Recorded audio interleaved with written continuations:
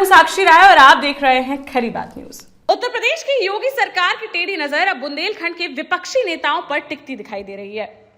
इसकी शुरुआत हुई है झांसी से, जहां जिले के कद्दावर नेता और गरौठा समथर क्षेत्र के 2 बार विधायक रहे दीप नारायण सिंह उर्फ दीपक यादव के विरुद्ध भ्रष्टाचार निवारण अधिनियम के तहत करोड़ों रुपए की आय से अधिक खर्च के आरोप में मुकदमा पंजीकृत किया गया है।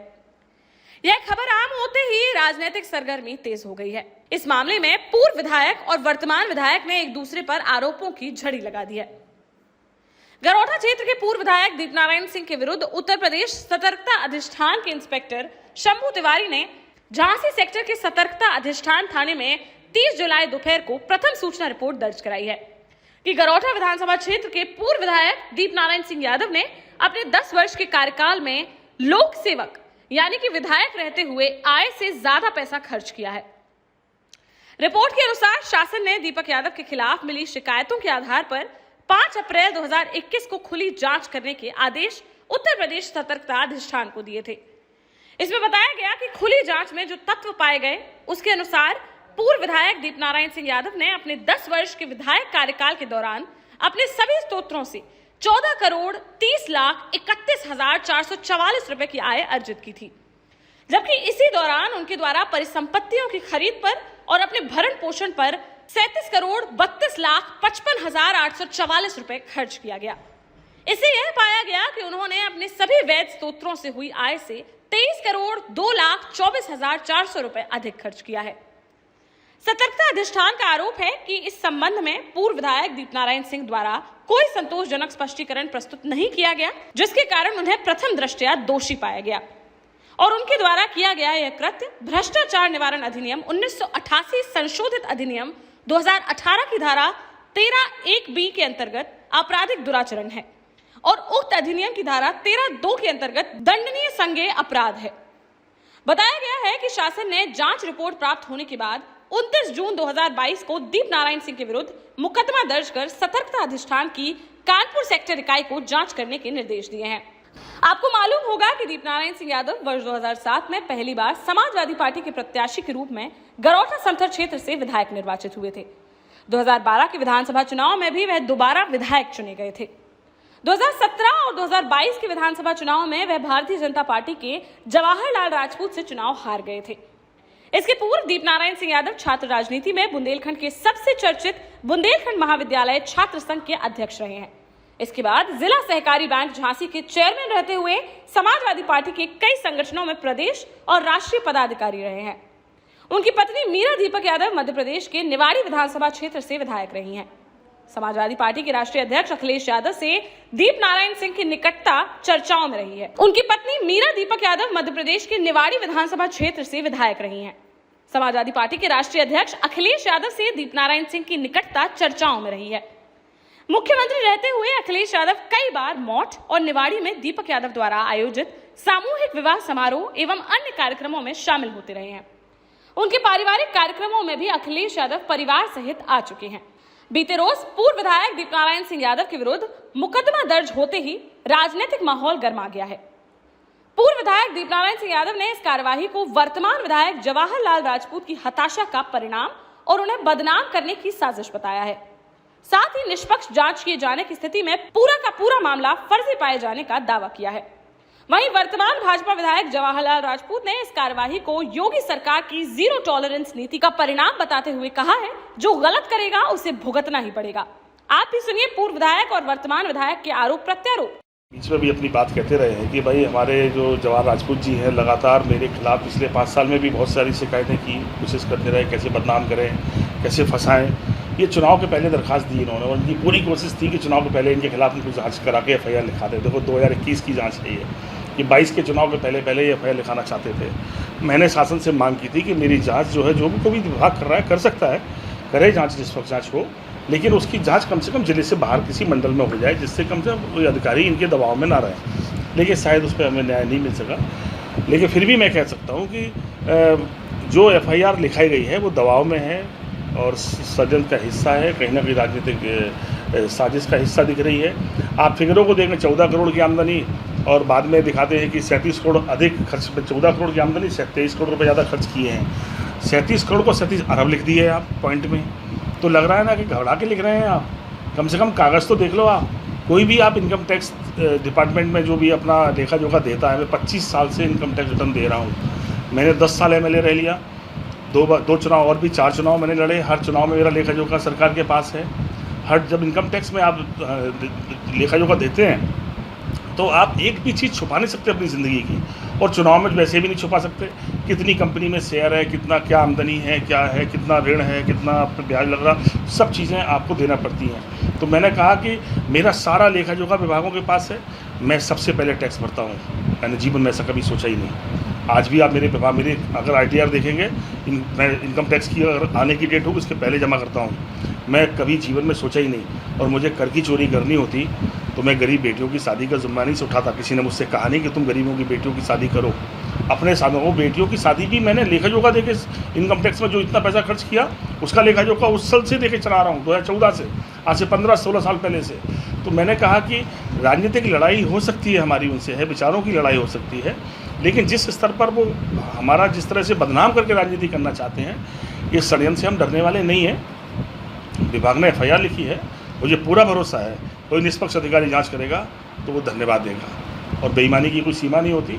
न्यायालय पे मुझे पूरा भरोसा है कि आप मुझे झूठा फंसा सकते हो, पर न्याय मुझे ज़रूर मिलेगा।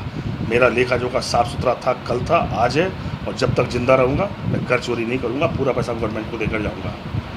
37 करोड़ वाली बात समझ नहीं आ रही। मैंने कहा ना कि वो कम से कम एनालिसिस तो करें भाई। मैंने कहा कि पुलिस डिपार्टमेंट, मैंने माना कि आर्थिक बातों के जानकार नहीं होते, लेकिन कम से कम किसी जानकार से सलाह तो लेनी चाहिए।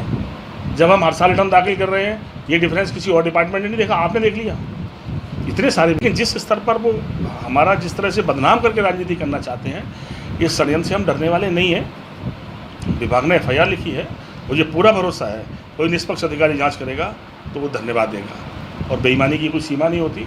न्यायालय पे मुझे पूरा भरोसा है कि आप मुझे झूठा फंसा सकते हो, पर न्याय मुझे ज़रूर मिलेगा। मेरा लेखा जोखा साफ़ सुथरा था, कल था, आज है, और जब तक जिंदा रहूँगा मैं कर चोरी नहीं करूँगा, पूरा पैसा गवर्नमेंट को देकर जाऊँगा। 37 करोड़ वाली बात समझ नहीं आ रही। मैंने कहा ना कि वो कम से कम एनालिसिस तो करें भाई। मैंने कहा कि पुलिस डिपार्टमेंट, मैंने माना कि आर्थिक बातों के जानकार नहीं होते, लेकिन कम से कम किसी जानकार से सलाह तो लेनी चाहिए। जब हम हर साल रिटर्न दाखिल कर रहे हैं, ये डिफरेंस किसी और डिपार्टमेंट ने नहीं देखा, आपने देख लिया इतने सारे विभाग काम करते हैं साथ में। जब आप किसी बिजनेस में जाते हैं तो सब बिजनेसों का लेखा जोखा, GST कितना पे किया, कितनी आमदनी है, इसका हर लेखा जोखा है। सारे विभागों की अपनी अपनी जिम्मेदारी है। वो सारे विभागों ने सब विभागों ने हमें क्लीन चिट दी है, और एक बिजनेस विभाग हाल के हाल घबरा के जाँच करता है और 14 को 37 लिख दे, 37 करोड़ लिख दे। तो मैंने सोचा ना कि मैं सोचता हूँ कम से कम एक बार वो मैंने ये भी मांग की थी कि कैसी ऐसी संस्था इसकी जांच करे जिसे आर्थिक जानकारी हो, आर्थिक लेखे जोखे की जानकारी रखता हो, और जो जानकारी रखने वाला विभाग जांच करेगा मुझे न्याय मिलेगा। 100% मुझे पूरा भरोसा है। करोठा विधायक राजपूत का सीधा कहना है कि आपने मूल सिटी आपकी अवैध बनी हुई है, आपने जो चोपड़ा तालाब था उसको आपने अतिक्रमण कर लिया है, इसी को लेकर के शासन ने ये कार्रवाई करवाई है, सजा दिलवाई है। देखिए, मून सिटी कैसे बनी है, कैसे बनती है, किसी भी बिल्डर के बारे में आप जानेंगे। मैंने कहा मून सिटी मेरा खुद का मकान नहीं है, हम लोग कंपनी के पार्टनर हैं। हमने कोशिश करते हैं कि बेहतर मकान बना के दें। झांसी छोटा शहर है, अगर आप कोई मकान किसी को देते हैं तो ख़रीदने वाला भी एनालिसिस करता है कितनी कीमत होनी चाहिए। 2-4-10% मुनाफा कमाते हैं लोग। आज बिल्डरों की स्थिति बड़ी ख़राब है। मैंने कहा किसी पे काम करने वाले पे आरोप तो लगा सकते हो, लेकिन कभी उस काम की गहराई तक तो जाओ। वो भी तो विभाग देख रहा होगा, कहाँ से क्या खरीद रहे हैं, कहाँ से क्या बेच रहे हैं, क्या हो रहा है, सब कुछ दिखता है सामने। मैंने कहा उसकी भी जांच करा चुके हैं। ये सब जगह से हारे थे, तब इन्होंने बदनाम करने के लिए षड्यंत्र किया। विभाग 37 करोड़ को 37 अरब लिख रहा है, ये और बड़ी आश्चर्य की बात है। कम से कम लेखा जोखा तो ठीक रखो भाई साहब। आपकी तो हमें यही देख के लग रहा है कि 37 करोड़ को 37 अरब लिख रहे हैं, तो ये विभाग कर क्या रहा है भाई साहब? ये आपका आरोप विभाग की जांच पर है या विधायक की नीयत पर है? मैंने विधायक की नीयत पर नहीं, विधायक के षड्यंत्रों पे है, क्योंकि ये सब अवैध काम कर रहे हैं। ये चेहरा बोला बनाते हैं, पर सबसे ज़्यादा शिकायत करने वाले विधायकों में है इनका नाम। और हर विभाग से पैसा लिया, सिंचाई विभाग के एक्शन सस्पेंड कराया, उससे परिवार के लोगों ने पैसा ले लिया। जिस विभाग में जांचें हुई हैं, अभी सारे घाटों में, सारे डंपों में इनका शेयर है। मेरी बात झूठ निकल जाए, आपको मैं कहता हूँ जांच अधिकारी बन जाओ और आप जाके पता लगा लो। अगर इनका शेयर नहीं होगा, राजनीति में कभी राजनीति में नहीं रहूँगा। मैं आपसे कह रहा हूँ, छोड़िए इन सब चीज़ों पर, आप जाओ। जितने विधानसभा क्षेत्र में डंप लगे हुए हैं, बड़े बड़े पहाड़ लगे हैं, अगर हर डंप में इनका हिस्सा नहीं होगा, राजनीति छोड़ दूंगा मैं अपनी। ये बेईमानी कर रहे हैं, षड्यंत्र कर रहे हैं और डर के ये शिकायतें इसलिए करते हैं कि ये इनका ध्यान, लोगों का ध्यान इन पर ना चला जाए।